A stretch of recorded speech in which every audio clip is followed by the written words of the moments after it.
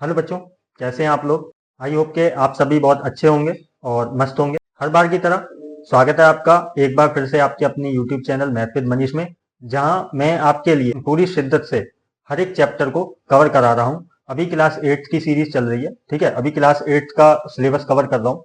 धीरे धीरे मैं 9th और 10th पर भी आऊंगा, ठीक है। तो अगर मेरी वीडियोस आपको अच्छी लगती हैं और चैप्टर समझ में आता है, कॉन्सेप्ट समझ में आता है, मेरा पढ़ाने का तरीका अच्छा लगता है, तो वीडियोस को लाइक जरूर किया कीजिए और कमेंट में बताया कीजिए कि आपको किस चैप्टर में किस टॉपिक पर प्रॉब्लम है। और मैं हर डिस्क्रिप्शन में, हर वीडियो के डिस्क्रिप्शन में अपना व्हाट्सएप नंबर छोड़ता हूँ, तो आप वहां जाके मुझसे डाउट क्लियर कर सकते हैं। तो पर्सनली मैं वीडियो बना के आपको वीडियो एक्सप्लेनेशन के थ्रू आपको वो क्वेश्चन सॉल्व करके दूंगा, ठीक है। तो जितना मेरे से हो सकेगा मैं आपकी हेल्प करूंगा। तो आप भी मेरा थोड़ा सपोर्ट कीजिए। जितना चैनल ग्रो होगा उतना हमारा व्हाइट बोर्ड भी ग्रो होगा। और हाँ, मुझे पता है कि मेरा माइक थोड़ा प्रॉपरली वर्क नहीं कर रहा है, तो मैं जल्दी ही माइक भी लेने वाला हूँ, ठीक है। तो जिससे कि क्वालिटी एनहेंस होगी और आपको अच्छे से समझ आएगा। तो मैं आपके लिए मेहनत कर रहा हूँ, आप मेरा थोड़ा सा सपोर्ट बढ़ाइए। आज हम देखने वाले हैं क्लास 8 का चैप्टर नंबर 2। चैप्टर का नाम है linear equations in one variable, ठीक है। तो यहाँ पे हमें ये पार्ट 1 रहने वाला है वीडियो का, इंट्रोडक्टरी वीडियो है ये, ठीक है। यहाँ पे हम इंट्रोडक्शन देंगे चैप्टर के बारे में, क्या क्या चैप्टर में है, और समझेंगे हर एक इंपॉर्टेंट पॉइंट को। यहाँ पे 4 इंपॉर्टेंट पॉइंट है। Linear equations in one variable को समझने से पहले यहाँ पे 4 ये पॉइंट्स समझना बहुत जरूरी है। ये 4 पॉइंट्स अगर आप समझ गए तो लीनियर इक्वेशन 90% आपका सॉल्व हो जाएगा, ठीक है। तो सबसे पहला पॉइंट है कॉन्स्टेंट्स एंड वेरिएबल्स क्या होते हैं, ठीक है। तो कॉन्स्टेंट कोई चीज ऐसी कि जो हर जगह हर पॉइंट पर सेम रहे, ठीक है। कांस्टेंट वो वैल्यू होती है कि कोई भी नंबर ले लो, फॉर एग्जांपल जैसे कि 2 है, 2 को हम 3 नहीं लिख सकते। जैसे 100 है, 100 को हम 100 ही लिखेंगे, उसको हम 200 नहीं लिख सकते। तो इस तरीके से कोई भी नंबर, यहाँ पे सिंपल कोई भी नंबर हो सकता है।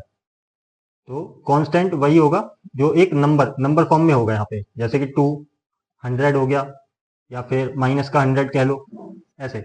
तो पॉजिटिव नंबर भी हो सकता है, वो नेगेटिव नंबर भी हो सकता है।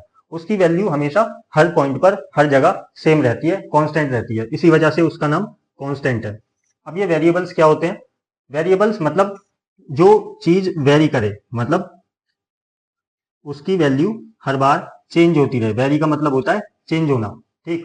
तो वेरिएबल्स हमारे हम अल्फाबेट्स जैसे लेटर्स होते हैं, एक्स वाई जेड, या फिर P Q R S T, या फिर ए बी सी, आपको इक्वेशन में देखने को मिलेंगे, ठीक है। मिलेंगे कितने, एक ही देखने को मिलेगा, क्योंकि चैप्टर में 1 वेरिएबल आगे लिखा हुआ है, ठीक। तो वेरिएबल एक्स हो सकता है, या फिर वाई मिलेगा, या फिर जेड मिलेगा, या पी मिल सकता है, या फिर क्यू मिल सकता है, या फिर आर एस टी और यू भी लिख सकते हैं वो। किसी की भी वैल्यू आपको फाइंड करनी पड़ सकती है, ए बी या फिर सी, और एटसेट्रा कुछ भी दे सकते हैं, ठीक है। उनमें से बोलेंगे find the solution of the equation, या फिर सॉल्व फॉर एक्स, या फिर सॉल्व फॉर वाई।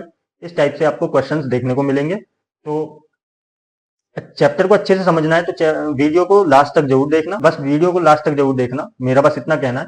और वीडियो को लास्ट तक देखने का मैं इसलिए कह रहा हूं कि मुझे वॉच टाइम की कोई परवाह नहीं है, मुझे बस कंटेंट डिलीवर करना है अच्छा, ठीक है। तो अच्छे से आप समझोगे तो आपकी डिमांड ऑटोमेटिकली आएगी नेक्स्ट चैप्टर के लिए, ठीक है। तो चैप्टर को अच्छे से समझने के लिए वीडियो को लास्ट तक देखना बहुत जरूरी है। तो अब देख लेते हैं सेकंड, ये टर्म्स क्या होती हैं। टर्म्स फॉर एग्जाम्पल अगर मैं कोई एक्सप्रेशन लिख दूं, फॉर एग्जाम्पल मैंने लिख दिया एक्स प्लस का 2, ठीक। यहां पर एक्स एक्स एक अपने आप में एक टर्म है, ठीक, ये एक टर्म है, और 2 हमारा एक अलग टर्म है। तो यहाँ पे टोटल कितनी टर्म्स हो गए, 2 टर्म्स है। तो दो टर्म्स अगर हमें दिखाई दे रही हैं तो ऐसी टर्म्स को हम बोलते हैं बाइनोमियल, ठीक है, बाइनोमियल। अगर मैं सिंगल एक नंबर भी लिख दूं, लेट सपोज मैंने लिख दिया माइनस का 100, तो ये भी एक टर्म है। तो अगर एक टर्म आपको दी हुई है तो उसको बोलते हैं मोनोमियल। और एक और लिख देते हैं एग्जांपल, 2x माइनस का 3, ये भी एक बाइनोमियल है, क्योंकि इसमें 2 टर्म्स दिखाई दे रही हैं। यहाँ पे ये पूरा एक टर्म माना जाएगा 2 इंटू एक्स। ये 2x क्या है, 2 मल्टीप्लाई बाय एक्स, ठीक है, सिंपल सा। 2 की मल्टीप्लाई एक्स में हुई होगी, 2 की मल्टीप्लाई एक्स में हुई होगी, तब जाके ये 2x बना था, ठीक। तो ये एक टर्म हो गई, और ये -3, ये -3 एक अलग टर्म हो गई। तो यहाँ पे दो टर्म्स देखने को मिल रही है, दो टर्म्स को बोलते हैं बाइनोमियल। और जहाँ पे थ्री टर्म्स होंगी, 3 टर्म्स होंगी, उसको बोलते हैं ट्राइनोमियल। और इन सभी को कलेक्टिवली हम बोल सकते हैं पॉलिनोमियल, ठीक है। तो टर्म्स ऐसे होती हैं। तो सिंगल कोई एक वेरिएबल भी है तो भी वो एक टर्म होगा, कोई एक नंबर है, पॉजिटिव हो चाहे नेगेटिव नंबर हो, वो भी एक टर्म होगा, ठीक है। तो ऐसे हम टर्म्स को काउंट करते हैं।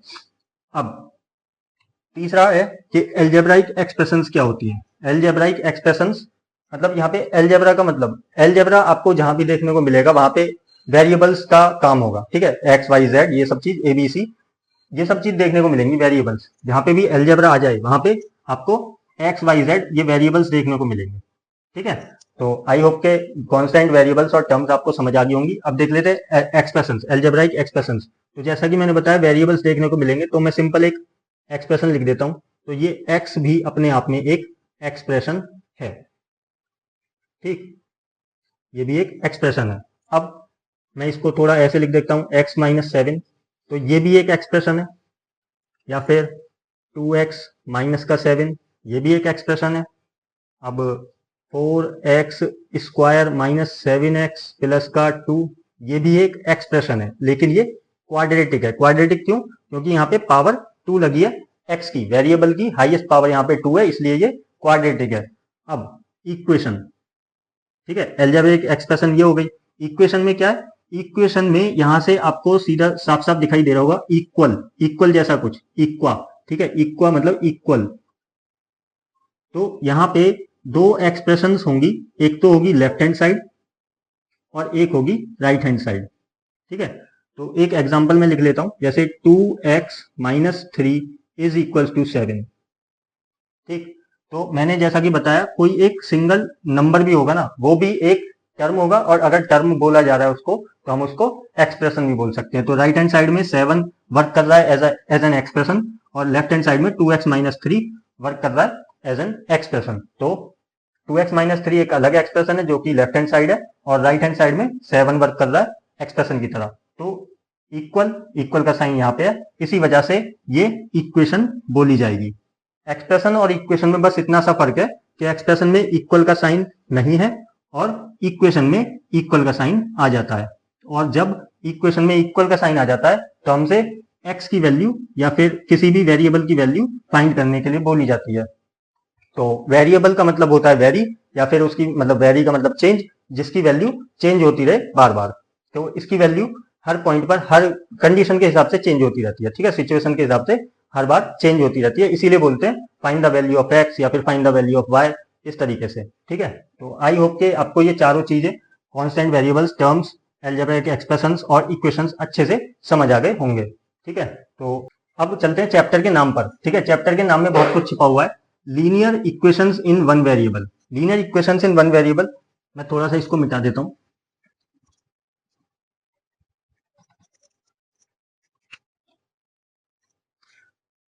फॉर एग्जाम्पल एक मैं लीनियर इक्वेशन लिखता हूं। लीनियर इक्वेशन, लीनियर का मतलब क्या है, इक्वेशन का मतलब मैं समझा चुका, और वन वेरिएबल का मतलब क्या है। तो फॉर एग्जाम्पल मैं लिख देता हूं यहाँ पे 2x-3 equals to 3x-4, 3x+4 कर लेते हैं, ठीक। अब यहाँ पे लीनियर का मतलब क्या है, सबसे पहले लीनियर का मतलब समझते हैं। लीनियर का मतलब यहाँ पे ये है कि जो वेरिएबल है, यहाँ वेरिएबल क्या है, वेरिएबल है हमारा x, ठीक। जो हमारा वेरिएबल है, वेरिएबल की जो हाईएस्ट पावर होगी, हाईएस्ट, लीनियर इक्वेशन के अंदर हाईएस्ट पावर जो होगी वो क्या होगी, वो 1 होगी, ठीक है। यानी वेरिएबल के ऊपर कोई पावर नहीं है तो हम यहाँ पे 1 लगा सकते हैं, ठीक है। बस इसीलिए हमें यहाँ पे लीनियर वर्ड मिला, ठीक है, चैप्टर में लीनियर, यानी वेरिएबल की जो हाईएस्ट पावर देखने को मिलेगी इस चैप्टर के अंदर वो 1 मिलेगी, इसीलिए हमें यहाँ पे linear word, linear equation word देखने को मिल रहा है। तो आई होप कि आपको लीनियर इक्वेशन का मतलब समझ आ गया होगा। इन वन वेरिएबल, ये वन वेरिएबल का मतलब क्या है कि यहाँ पे केवल आपको अगर इक्वेशन में x दिखाई दे रहा है लेफ्ट हैंड साइड, शायद वो राइट हैंड साइड भी हो सकता है, या फिर एक ही साइड हो सकता है, या तो लेफ्ट हैंड साइड या फिर राइट हैंड साइड। या फिर दोनों साइड देखने को मिल सकता है। तो आपसे बोला जाएगा find the value of x या फिर सॉल्व फॉर एक्स। ठीक, तो इस तरीके से क्वेश्चंस पूछेंगे। एक दो एग्जांपल मैं लिख के समझा देता हूं आपको, फिर पार्ट 2 में हम समझेंगे इंपॉर्टेंट क्वेश्चंस। ठीक है, जो इस चैप्टर से सभी इंपॉर्टेंट क्वेश्चंस हो सकते हैं वो सभी मैं आपको यहाँ पे सॉल्व करा रहा हूँ पार्ट 2 में।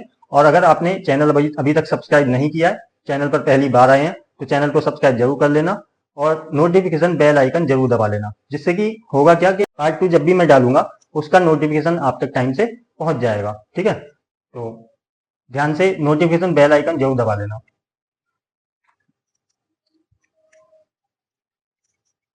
एक एग्जांपल ले लेते हैं सॉल्व फॉर एक्स के लिए। सपोज हमारे पास है 3x माइनस का 2 is equal to 7।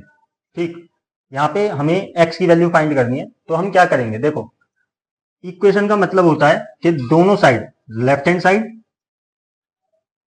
And right hand side, ठीक, left hand side and right hand side दोनों इक्वल होनी चाहिए, यानी कि बीच में इक्वल का साइन होता है। इसका मतलब ये हुआ लेफ्ट हैंड साइड में जो भी होगा वो राइट हैंड साइड में उसकी वैल्यू बराबर होगी, मतलब लेफ्ट हैंड साइड और राइट हैंड साइड दोनों तरफ उसकी वैल्यू बराबर होगी। अब हमसे x की वैल्यू पूछी गई है, तो यहाँ पे मैं x की वैल्यू क्या पुट करूं जिसकी मल्टीप्लाई 3 से हो और -2 कर दें तो 7 आ जाए। ठीक, तो यहाँ पे हमें x की वैल्यू ऐसी पुट करनी है जिसकी मल्टीप्लाई पहले तो 3 में हो जाए, फिर -2 करें उसमें से और आंसर हमारा 7 आ जाए।